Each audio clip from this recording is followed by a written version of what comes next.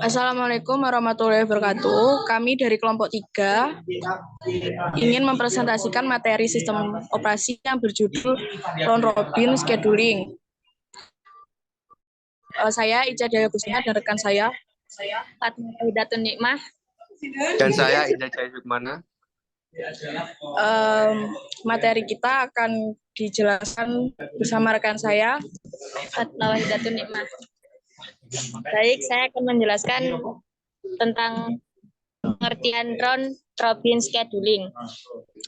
Untuk round robin scheduling merupakan salah satu algoritma scheduling pada CPU di mana semua proses yang dijalankan oleh algoritma ini akan dieksekusi secara silik.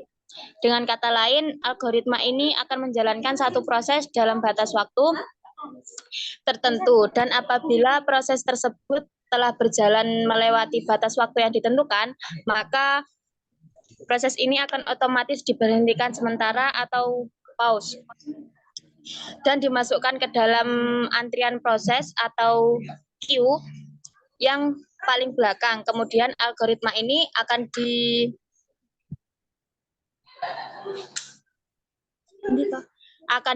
dilanjutkan menjalankan proses lain dari queue yang paling depan. Dan selanjutnya, materi selanjutnya akan dijelaskan oleh Baik. Round robin adalah salah satu algoritma scheduling yang paling tua, mudah diterapkan, serta paling sederhana untuk digunakan. Hal tersebut yang menyebabkan RRS algoritma banyak digunakan untuk menjalankan berbagai proses secara multitasking.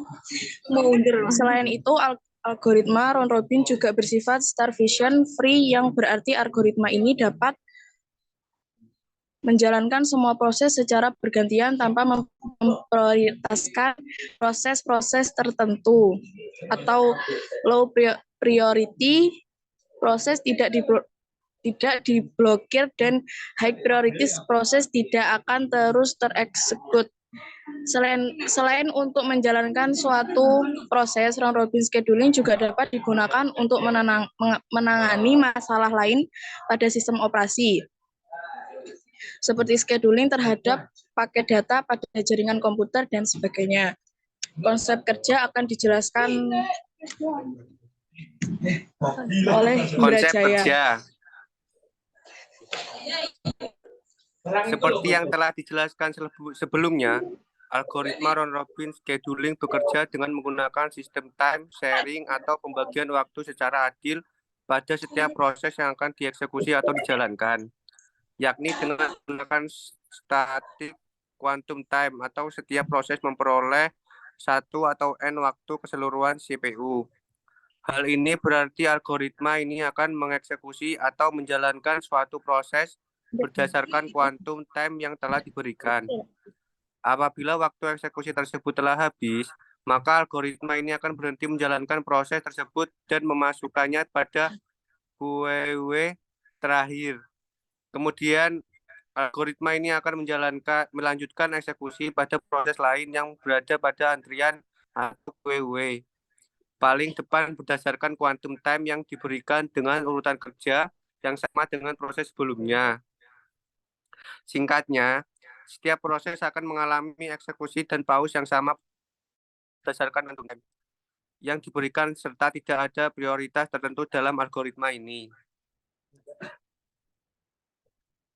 Konsep kerja dari algoritma round robin ini tentunya sangat bergantung pada quantum time yang telah ditentukan, atau umumnya antara 10 sampai 100 milisekon. Hal ini dikarenakan apabila quantum time yang diberikan terlalu kecil, maka akan menimbulkan adanya context switching yang lebih besar pada proses, yang dapat menyebabkan terjadinya overhead pada CPU. Sebaliknya, apabila quantum time terlalu besar, maka response time dari proses-proses yang terkait akan semakin tinggi. Contoh pengaplikasian algoritma di dalam OS komputer berikut Contoh implementasi algoritma round-robin dalam operating system. Sebuah CPU dengan kuantum 4 mendapatkan beberapa proses dengan waktu kedatangan yang bersamaan seperti berikut. Sekian presentasi dari kami. Kurang lebihnya mohon maaf.